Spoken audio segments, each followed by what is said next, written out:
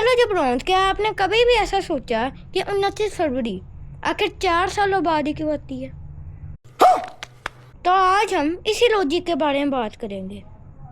तो फिर जैसा कि हमको बताया गया है कि एक साल 365 दिनों का होता है, लेकिन असल में एक साल 365 दिन 5 घंटे 48 मिनट्स और 45 सेकंड्स का होता है।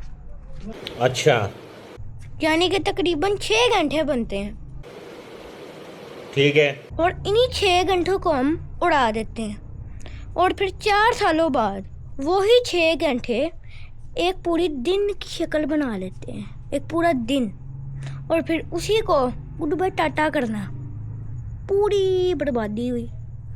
तो फिर हम उसको फरवरी के महीने में ऐड कर देते हैं, जिस वजह से 29 फरवरी बनता है।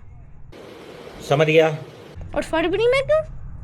क्योंकि फरवरी सबसे छोटा महीना है और जो 29 फरवरी को पैदा हुए हैं उन्हें तो पता ही होगा कि 4 साल बाद बर्थडे मनाना क्या होता है।